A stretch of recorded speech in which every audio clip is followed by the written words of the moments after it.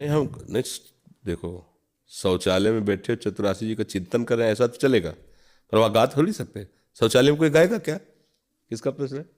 शौचालय में गाओगे क्या कि जो ही प्यारो करे? ऐसा तो नहीं होगा। शौचालय में तो मौन रहा जाता है। कुछ ऐसी शास्त्रीय आज्ञाएं जिनका पालन करना चाहिए, जैसे जप के समय मौन रहना चाहिए, भोजन के समय मौन रहना चाहिए, शौच लघुशंका करते समय मौन रहना चाहिए। जब तक पवित्र न हो तब तक शब्द कोई भी नहीं होना चाहिए। ये नहीं कि आप शौचालय में बैठे हो वहीं से आवाज दे रहे, नहीं, आपके सुकृत नष्ट होंगे। शासन, ये वेद शासन है, ये शास्त्र का शासन है। हाँ, ऐसा संध्या के समय भोजन नहीं करना चाहिए, संध्या के समय सोना नहीं चाहिए। तो अब उसमें जब हम कुछ भी नहीं बोल सकते तो चतुरासी जी कैसे गा सकते हैं?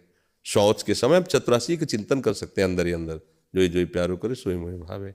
उस समय हम राधा वल्लभ श्री हरिवंश नाम अंदर अंदर जप सकते हैं। शब्द तो कोई नहीं बोलना शौच के समय।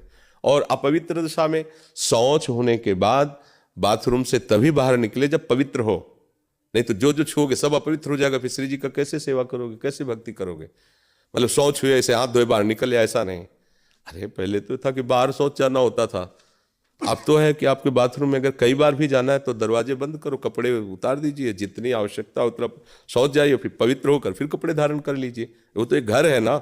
आजकल तो बहुत बढ़िया व्यवस्था है। तो ये नहीं कि शौच गए बाहर निकल गई रसोई और सब छू लिया तो सब अपवित्र कर दिया, वो वैष्णव सिद्धांत के अनुसार नहीं है।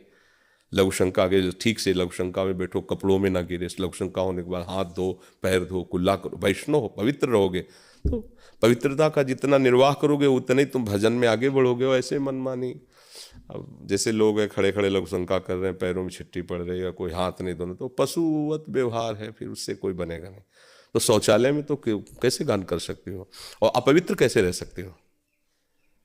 भाई शौच नहीं गए और हम पवित्र, तो हम गान कर रहे हैं, लेकिन शौच गए तो पहले पवित्र होंगे तब बाहर निकलेंगे बाथरूम से। अपवित्र होके निकलता है क्या कोई? हाँ, उसमें तो स्त्री धर्म है, तो उसमें तो बाहर गान कीजिए, उसमें शौच में क्या जानेंगे? शौच में तो नहीं गान कर। अब स्त्री धर्म में मान लो मासिक धर्म, तो ग्रंथ नहीं लेना, जो हमें याद है वो हम गा रहे हैं, या मोबाइल से देख के गा सकते हैं। वाणी जी नहीं स्पर्श करना, 3 दिनों तक कोई भी ठाकुर सेवा या सदग्रंथ नहीं स्पर्श करना चाहिए माताओं बहनों को, शास्त्रीय आदेश ऐसा है। समझ में आ गया?